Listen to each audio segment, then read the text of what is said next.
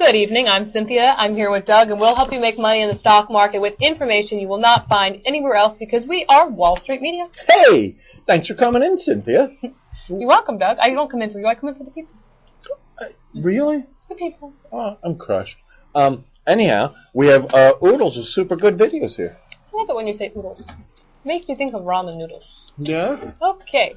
Yeah, you know I have this weird little thing about me. Oh, when you say names, weird little things. No, I've had it since I was a young girl. But when people say names, it makes me think of words and names make me think of foods.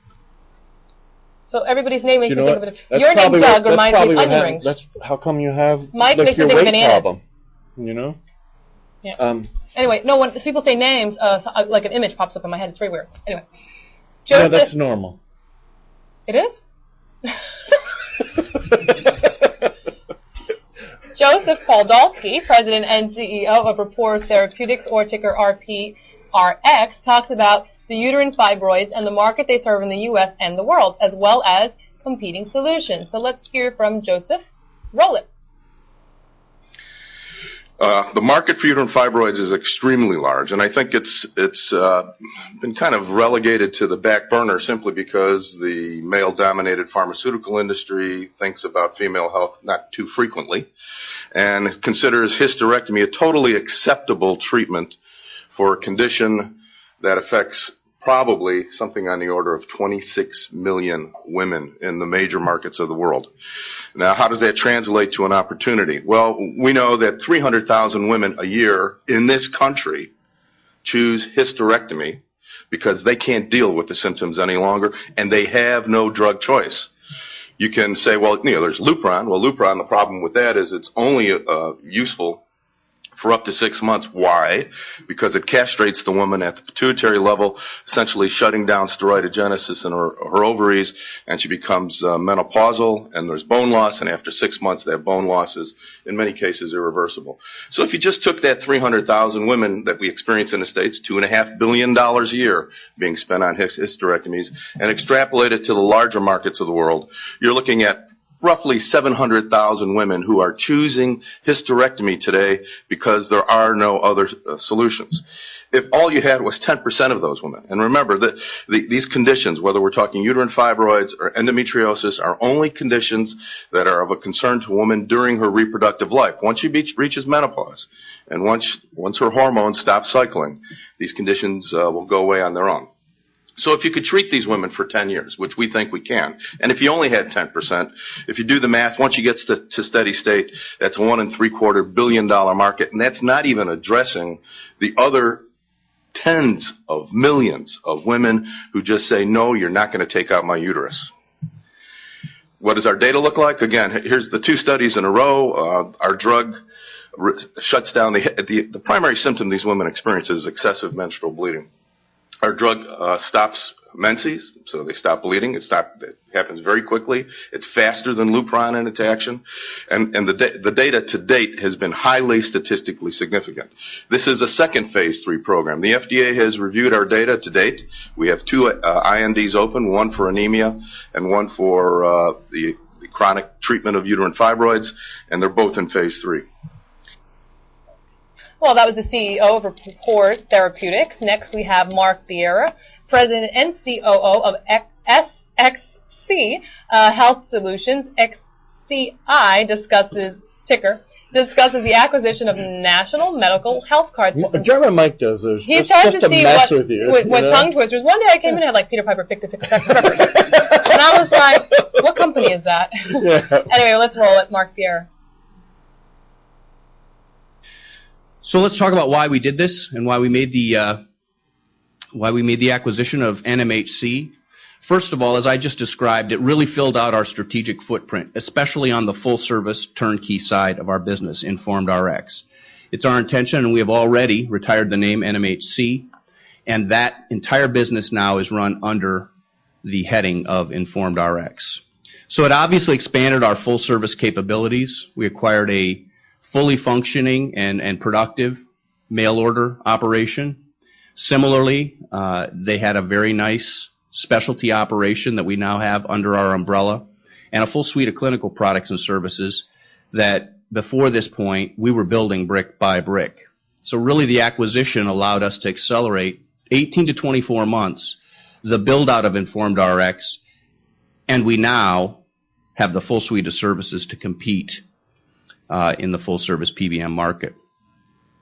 It's a very strategic and complementary acquisition in that it complements our strategic license and ASP business, which continues to be very strategically important to us. And I'll point out that NMHC was a customer of ours. We knew them well. We'd serviced them for roughly 3 years with our flagship application, RxClaim. And so we knew what we were getting when we made this acquisition. Obviously, adding 300-plus clients in a very diverse set of markets, it increases the scale of our Informed PBM operations, which helps us immensely in terms of network and supply chain leverage. And I'll talk about the customer diversification that this acquisition made for us. This was a very important strategic element on why we did this deal. One of the things that NMHC had carved out a leadership position in is having business relationships with many brokers and consultants who drive on the low end employer business as well as TPA and labor union business, and these were relationships that we didn't have and that they'd been developing for years. And then finally, and I would say very importantly, we have significant revenue and cost synergies that Jeff will address in his portion of the presentation. Mark Vieira, President and COO of XCCX. Can I say this? Can you say it? No. SXC. Thank you. Anyway, I don't even know why I even attempted to say that again. I should have said that was that guy. Anyway, Stephen M. Anderson, and this is not Pamela's dad or ex-husband, President and CEO of CryoLife, CRY, speaks about their Synacraft technology and other products. Roll it. Synacraft is a decellularization process. It's designed to make human and animal tissues less antigenic. It provides a structurally intact collagen matrix. We think it's a paradigm shift in technology. We have about 2,000 implants to date. The FDA cleared the first decellularized human heart valve in February, and we shipped our first one on March 18th. It's used primarily for cardiac reconstruction in kids. And because of the technology and the uniqueness of it, we have a premium price, and it should significantly increase the gross margins on our cardiac tissues. We're in discussions with the Food and Drug Administration regarding the Synacraft processing of human aortic valves, and we have a meeting with them next week on this subject.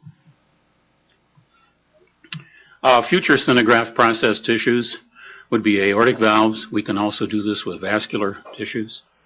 We can do it with xenografts, such as pulmonary and aortic pig valves, or bovine or porcine vascular grafts. That will be something we'll do in international markets before we do it here in the States. And you can also use Synacraft processing for dialysis access, peripheral reconstruction, and you can use it for tissues that would be placed in infected fields. And that was Stephen Anderson of CryoLife. What do you have to say about them, Doug? Amazing, amazing. Look at this. It says they just did their first implantation of combination aortic mitral allograft heart valve in a patient at the Cleveland Clinic, right? Oh, Stephen was working there. Oh, yeah? Cleveland Clinic. And Greg lives out by there. Maybe they'll move into brains and they can help Greg. I like that. I'll have to send him the link to this one. Awesome stuff, right? It says, like, a lot of times right now when they're trying to do this stuff, there's a huge risk of infection. Right. And the way that these guys do that cuts that down, right? And they're hoping that this does infection-resistant treatment. Good. For that, because it's such a tragedy. You sit and you wait to be able to get these things, right? Oh, infective. Then you finally get one, and you get an infection, the body rejects it, So and you go from like sheer joy or happiness or relief, right? Oh, it doesn't really affect you. You have to have a heart. But for people like me, caring, loving people with huge hearts, right? It's very important. You should really be very serious about this issue. Endocarditis is a very serious issue. I do not find this a laughing matter. Unfortunately, my co-host, colleague, he tends to joke about serious issues. I will never joke about your heart or anyone else's heart. I hope everyone's transplants go well, and I hope that Cryo Life can help with you. Joking. Endocarditis is very serious. It wasn't endocarditis. Yes, it is. Infectious endocarditis. That's what they're trying to prevent against. And here I am horsing around. Horsing around. I'm very poorly. Do you want to spank Like a me? mule. I spanked Like you a last mule. week. Do you want to spank me this week? Horsing around like a I don't mule. want to be spanked. Anyhow. Anyway, Those are well, that's that. Thank you. We'll be FBR. back again with a couple more of our very insightful, filtered information. Thank you so much. You can also leave feedback down below. Please click on it. Tell us if you own any of these companies. Tell us what you like about the show or what you don't like about the show. We're tough. We can handle it. Also, don't forget to check out Covestor. Got lots of great stuff on there, especially companies that Doug is finding very, very interesting from I get excited with all these. FBR conference. He does. He gets a little too excited there. Sit in your seat. Don't jump out too far. Anyway, I buy them. He buys them. Thank you. He puts his money where his mouth is, and you can follow that on Covestor. Thanks so much. We appreciate you visiting us. You can find us at WSMCO.com directly. They can see the whole presentation. You can follow the presentation at WSMCO.com/webcast/FBR21. WSW. Great. WSW.com/webcast/FBR21. Thanks. We'll see you in a minute.